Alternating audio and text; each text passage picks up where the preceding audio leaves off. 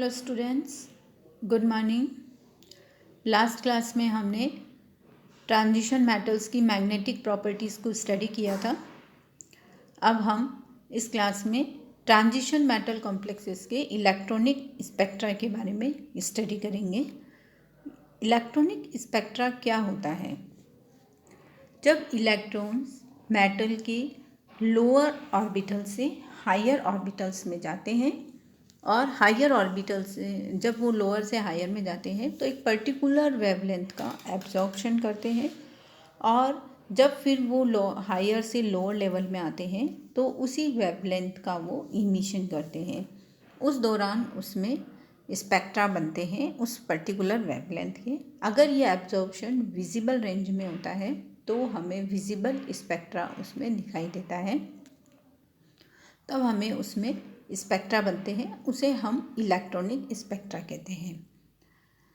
जब बहुत सारे अनपेयर्ड इलेक्ट्रॉन होते हैं किसी भी मेटल के पास, तो उसमें उसके डिफरेंट इलेक्ट्रॉनिक लेवल्स होते हैं। तो इलेक्ट्रॉन का जो एक्साइटेशन होता है वो, जैसे कि ग्राउंड स्टेट को हम अगर ज़ीरो कंसीडर करें तो ज़ीरो स्टेट से वो 1 में जा सकते हैं, 2 में जा सकते हैं, 3 में जा सकते हैं। तो वो डिफरेंट एक्साइटेटेड स्टेट में जा सकते हैं। अब जब वो डिफरेंट एक्साइटेटेड स्टेट में जाते हैं तो उसकी सारी स्टेट्स जो होती है वो फेवरेबल नहीं होती है। इतने सारे ट्रांजिशंस उसमें पॉसिबल होते हैं, उनमें से कुछ ही ट्रांजिशन जो होते हैं वो फेवरेबल होते हैं, जिनकी वजह से हमें इलेक्ट्रॉनिक स्पेक्ट्रा दिखाई देता है। उन्हें हम सही या अलाउड इलेक्ट्रॉनिक ट्रांजिशन कहते हैं। उन सही इलेक्ट्रॉनिक ट्रांजिशंस को पहचानने के लिए कुछ रूल्स दिए गए, जिसके बेस पर हम ये कह सकते हैं कि ये इलेक्ट्रॉनिक ट्रांजिशन सही है और इसकी वजह से बनने वाला स्पेक्ट्रा सही है। तो हम देखते हैं कि selection rules for electronic transitions. Electronic transitions के सिलेक्शन के लिए 2 रूल्स दिए गए कि कौन सा इलेक्ट्रॉनिक ट्रांजिशन जो है वो सही है और या पॉसिबल है। उसके लिए 2 रूल्स दिए गए। उनमें से फर्स्ट है हमारा स्पिन सिलेक्शन रूल, चक्रण चयन नियम। ऐसे संक्रमण में, ऐसे ट्रांजिशन में स्पिन मल्टीप्लिसिटी किसी भी एटम की चेंज हो सकती है और नहीं भी हो सकती है। जैसे कि किसी में S2 में 2 इलेक्ट्रॉन हैं और उसका एक इलेक्ट्रॉन एक्साइटेड होकर P में चला जाता है, अतः उसकी एक्साइटेड स्टेट जो होगी वो S1P1 होगी। अब ये जो ट्रांजिशन हुआ है S का P में, ये अलाउड है या नहीं, इसके लिए ये नियम दिया गया स्पिन सिलेक्शन रूल में कि अगर कोई भी इलेक्ट्रॉन एक्साइटेड होता है तो उसकी स्पिन में चेंज नहीं होना चाहिए। जैसे कि यहाँ पर इलेक्ट्रॉन P1 में गया है तो P1 में उसकी स्पिन अगर -½ ही रहती है तो ये हमारा अलाउड ट्रांजिशन होता है। इसे हम सिंगलेट स्टेट भी कहते हैं, जिसमें कि इलेक्ट्रॉन्स हमेशा पेयर्ड फॉर्म में रहते हैं और उनकी स्पिन में भी कोई चेंज नहीं आता है। अगर S2 से इलेक्ट्रॉन P1 में जाता है और उसकी स्पिन चेंज हो जाती है तो वो ट्रिपलेट स्टेट कहलाती है, और वो ट्रांजिशन हमारे इलेक्ट्रॉनिक ट्रांजिशन में पॉसिबल ट्रांजिशन नहीं होता है। उसे हम फॉरबिडन ट्रांजिशन कहते हैं। इसका मतलब ये है कि डेल्टा S का मान जो है वो 0 होना चाहिए, उसमें उसकी स्पिन में कोई भी चेंज नहीं आना चाहिए, अर्थात डेल्टा S = 0 होना चाहिए। नेक्स्ट इसके लिए जो रूल दिया गया था वो था लैप्रोड सिलेक्शन रूल। यह लैप्रोड साइंटिस्ट ने दिया था। इसमें जो हमने लास्ट सिलेक्शन रूल में उनकी स्पिन को कंसीडर किया था, इसमें हम उनके एक्साइटेड होने वाले ऑर्बिटल के टाइप को कंसीडर करते हैं कि हमारा इलेक्ट्रॉन एक्साइटेड होकर कौन से ऑर्बिटल में जा रहा है। इस रूल के अकॉर्डिंग अगर इलेक्ट्रॉन ट्रांजिट होकर दूसरे एनर्जी ऑर्बिटल में जाता है तो वो अलाउड ट्रांजिशन होता है। जैसे कि इलेक्ट्रॉन P ऑर्बिटल से D ऑर्बिटल में जाता है, इट मीन्स उसमें उसकी L वैल्यू, जिसे कि हम एजिमुथल क्वांटम नंबर भी कहते हैं, उसमें चेंज आ रहा है, क्योंकि P के लिए उसका मान 1 होता है और D के लिए उसका मान 2 होता है। तो अगर उसकी एल की वैल्यू में चेंज आता है तो वो हमारा स्पिन अलाउड ट्रांजिशन, वो हमारा इलेक्ट्रोड के अकॉर्डिंग अलाउड ट्रांजिशन होता है। और जिसमें कि उसकी एल की वैल्यू में चेंज नहीं आता है वो फॉरबिडन ट्रांजिशन होता है। इसको हम दूसरी तरीके से भी समझ सकते हैं, जैसा कि लैप्रोट ने बनाया कि किसी भी अणु में एक सिमेट्रिक सेंटर होता है, उसे हम जी से रिप्रेजेंट करते हैं। अगर वह जी से जी में या यू से यू में उसका ट्रांजिशन होता है तो वो हमारा फॉरबिडन ट्रांजिशन होता है। अगर जी से यू में, जी मतलब गिरेट और यू मतलब अनगिरेट, अगर जी से यू में ट्रांजिशन होता है या यू से जी में ट्रांजिशन होता है तो वो लैप्रोट के अकॉर्डिंग अलाउड ट्रांजिशन होता है और उससे बनने वाले स्पेक्ट्रा भी अच्छे होते हैं। इसका मतलब हम कह सकते हैं कि लैप्रोट के अकॉर्डिंग अगर डेल्टा एल इक्वल टू +-1 आता है, मतलब एल की वैल्यू में +-1 का चेंज आता है तो वो हमारा अलाउड ट्रांजिशन होता है। इस प्रकार किसी भी इलेक्ट्रॉनिक स्पेक्ट्रा के लिए 2 ट्रांजिशन दिए गए, स्पिन सिलेक्शन रूल और लैप्रोट सिलेक्शन रूल। अगर कोई भी एटम इन सिलेक्शन रूल्स को फॉलो करता है तो वो हमें अच्छा इलेक्ट्रॉनिक स्पेक्ट्रा प्रोवाइड करता है।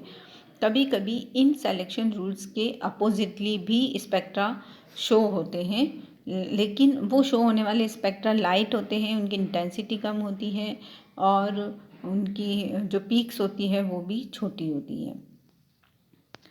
नेक्स्ट हम लेते हैं energy levels in an atom and spectroscopic state. हम जानते हैं कि एटम में इलेक्ट्रॉन्स जो होते हैं वो अंदर ऑर्बिटल में सब लेवल्स में प्रेजेंट होते हैं। जो उसकी मेन एनर्जी शेल होती है उसे हम एनर्जी लेवल्स कहते हैं। तो एटम के जितने भी एनर्जी लेवल्स हैं उन्हें 4 क्वांटम संख्याओं में रिप्रेजेंट किया गया है। किसी भी इलेक्ट्रॉन के एनर्जी लेवल को हम कंप्लीटली इन चारों क्वांटम संख्याओं के आधार पर आइडेंटिफाई कर सकते हैं और उसको समझा सकते हैं। तो उनके ऊर्जा स्तरों की व्याख्या के लिए 4 क्वांटम संख्याएं दी गई थी। उसमें फर्स्ट है मुख्य क्वांटम संख्या n। जो हमारी इसकी मेन क्वांटम संख्या होती है उसे स्मॉल n से रिप्रेजेंट किया जाता है। इसका मान 1, 2, 3, 4, 5, 6 एक्सेट्रा होता है। इसे ये न्यूक्लियस के चारों तरफ प्रेजेंट होती है और इसे हम first, second, third, fourth energy levels कहते हैं। इसके बाद जो हमारी क्वांटम संख्या आती है वो आती है द्विघनशीय क्वांटम संख्या या एजीम्यूथल क्वांटम संख्या। इस क्वांटम संख्या को L से रिप्रेजेंट किया जाता है। इसका मान किसी भी एटम के n के मान के लिए n-1 होता है, 0 से n-1 होता है। इसका जो मान होता है उससे हमें कक्षक की आकृति के बारे में पता चलता है। जैसे कि अगर n = 1 है तो हम इस फॉर्मूले में n-1 में इसको रखेंगे तो इसमें L का मान 0 आएगा। इसका मतलब इसमें एक ही एनर्जी लेवल होगा जिसमें कि इलेक्ट्रॉन प्रेजेंट होगा और उसकी आकृति जो है वो S कक्षक जैसी होगी, गोलाकार होगी। अगर n = 2 होता है तो इसको हम जब फॉर्मूले में रखते हैं 2 - 1 तो इसमें 1 आता है। इसका मतलब L के 2 पॉसिबल वैल्यूज़ हैं, 0 और 1। तो इसमें 2 ऑर्बिटल्स हो सकते हैं, 0 के लिए S कक्षक और 1 के लिए P कक्षक होगा। और इससे हम इसकी शेप भी बता सकते हैं कि S कक्षक है तो गोलाकार होगा और P कक्षक है तो वो डंबल शेप होगा। इसी प्रकार से n = 3 के लिए इसका मान 0, 1, 2 आएगा जिसे हम S, P और D कक्षक से रिप्रेजेंट कर सकते हैं। इसी प्रकार अगर 4 होता है तो उसके लिए S, P, D, F चारों कक्षक के लिए हम L का मान इसमें फिक्स होता है।